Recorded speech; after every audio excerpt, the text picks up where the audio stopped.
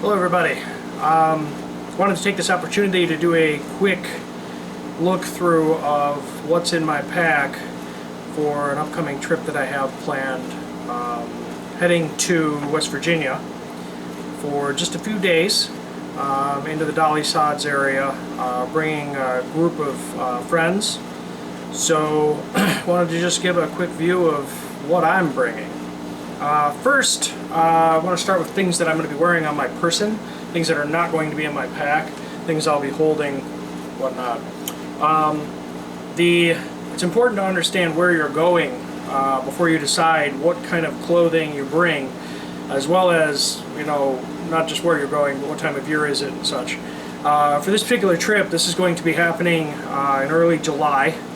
Average temperatures, highs should be 75, at night 50 to 55.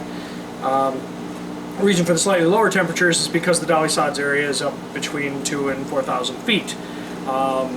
So we get a lot of wind and lower temperatures. Also of note, the area is very wet. There are miles of trails that can be quite muddy at times. There's also river crossings that have to be done, nothing terribly deep, but you have the risk of feet getting wet. Because of that, a typical lightweight hiking boot that has cloth or leather like these do is not the best option. Personally, I like this sort of thing for most of my hiking, but that's not the best for me, at least. I actually prefer to go with something more of a lightweight hiking shoe that's all synthetic. This will dry very quick. I can just shake the water out of this. So each night I can get back to having dry shoes, or at least closer to having dry shoes. So this is my choice. Due to debris and such, potentially falling in between your socks and your shoes. Also to help a little bit with tick prevention, getting down inside my feet. As well as bites and such from other insects. I tend to wear some low gaiters. Just a very simple low gaiter.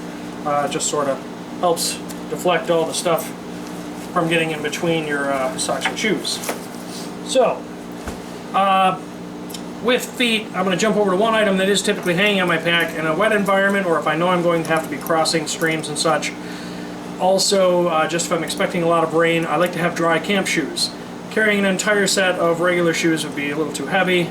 Crocs or flip-flops are a better option. Don't worry about your dignity falling out all the holes with Crocs. If you're using them just for camp shoes, it's okay. Or if you're using them to cross a river, again, it's okay. Nobody will laugh at you. At least that's the hope. Those typically hang off of my pack. I'll get into my pack after I cover everything else that's on me. Trekking poles. I bring trekking poles just about everywhere.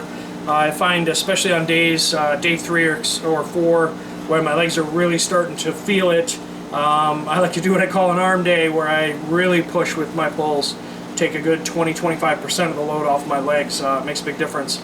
Also for balance, very helpful. So that's trekking poles. Smart wool socks. I will always hike in smart wool socks. Summer, winter, whenever. Smart wool socks. Even if I only have one pair, I would be hiking in them every day and save my other socks for in camp. Lightweight, quick drying shorts. Because this is midsummer, that's all I'm going to worry about. I'm not going to worry about long pants. Again, for dealing with ticks and such, chiggers and that, probably be applying DEET to my legs. I would wear long pants, but I tend to overheat. So me personally, shorts it is. Synthetic shirt. This just happens to be a inexpensive option. I think I bought these at Target or something. I tend not to buy the high-end expensive ones. I just look for cheap synthetic shirts. They wick moisture better. Don't hold it against you, especially if it's chilly and raining. This is a way better option. And a hat. I just like any old baseball cap. So that's what I'll be wearing on my person. In my pocket, typically, smartphone. That's about it. Everything else is going to be in my pack, which I will catch in the next video.